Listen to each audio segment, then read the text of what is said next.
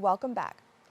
Project Pawn is an organization dedicated to mentoring youth and guiding them to start with their end goals in mind and work backward, mastering the game of life to reach their milestones.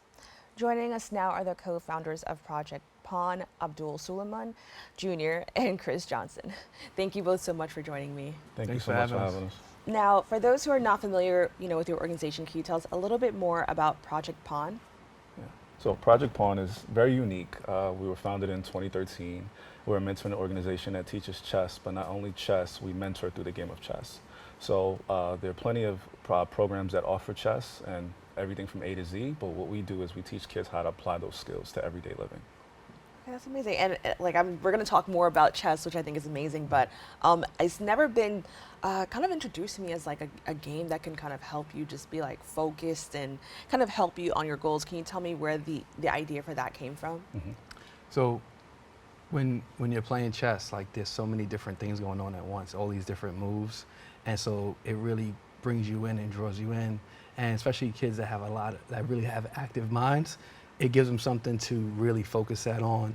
And the possibilities are endless with a chess game. Like there's more possible chess positions than there are atoms in the universe, apparently. And so with that, there's just so many different things to wrap your mind around, and it just kind of brings you in. And the more you understand the game, the more knowledge you get on the game, the more it draws you in to get to know more.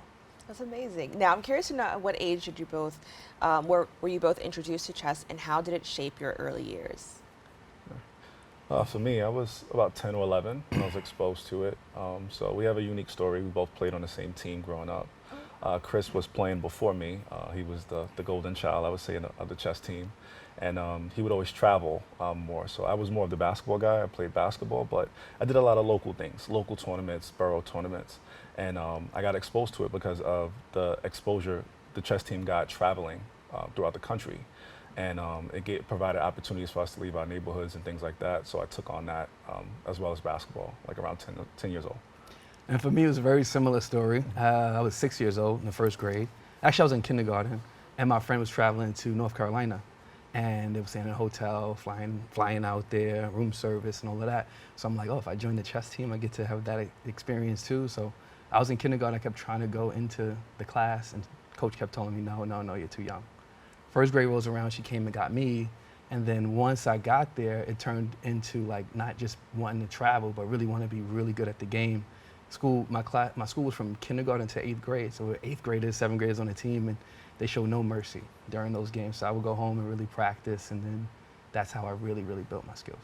Wow, that's amazing. And yeah. So young that you both started. So that's, I mean, I would think that kind of helps, especially when you're working with children. Can you talk about, how chess has maybe helped you throughout your life and how you kind of plan to, put that through to the kids today? Yeah, so chess kept me out of trouble. We grew up in the Bronx in a rough neighborhood, and chess was the thing that kept me, out of trouble. And from my experience of playing chess as a kid, I can speak to the kids that I teach because I was in their shoes, and I know what they're thinking, I know how they're feeling. There's a lot of pressure when you're playing chess, especially as a kid. Your parents have these expectations of you, your coaches have these expectations of you, your teammates have these expectations, and a lot of people are making sacrifices so that you can play this game. And so those losses are tough as a kid because you have all these people supporting you. And so I can speak to them on that level and talk them down from that, from that mindset into like just play the game and have fun. That's amazing. And for you? Yeah, and from a student athlete perspective, sports and chess go hand in hand. I didn't realize it at such a young age, but it teaches you how to think ahead, how to strategically move on a chessboard. But then when you play sports, counter moves, just thinking what your defenders are trying to do as you're attacking offense. So what chess does for our kids is a lot of kids play sports, a lot of kids are in the arts. It helps them connect the dots. It helps them to troubleshoot whenever they have a problem in school, in sports, or even on a chessboard. But it also gives them a different light, a different energy to focus. I was the hyper kid that played 1,000 sports, but chess was the one thing that kept me grounded, seated, focused at the same time. So. Now, with that being said, how does Project Pawn use chess as a metaphor for life? Because I think that's also very important here. And what are the key lessons you hope to, instill in the youth? So there's countless benefits to chess and metaphors to life. And the more I teach, the more I realize I don't even have to make the connection. Like, I can talk to you about a position and it sounds exactly like a life situation that you would go through.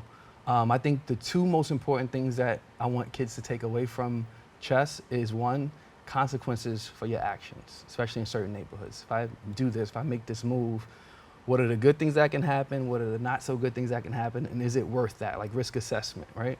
And also being resourceful.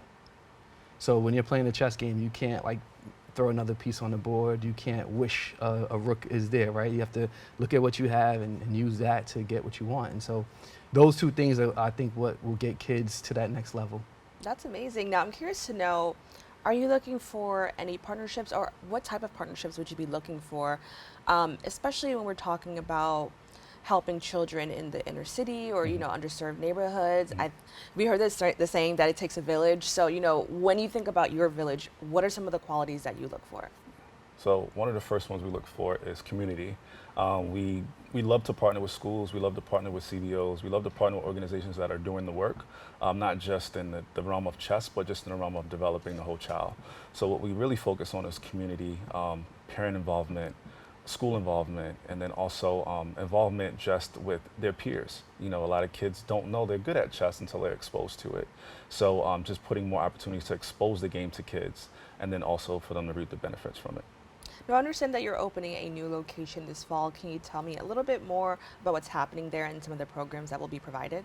Yeah, so the Project Pond Center is an incredible initiative that we're starting, which will be opening pretty soon. It will be up and running the school year in September. But this place will be a safe haven for kids to come, for kids to learn how to play chess, for kids to just have a sense of community to come and just relax and be themselves. We'll be offering a ton of programs besides chess, like STEM, like robotics, like coding. We'll have homework help.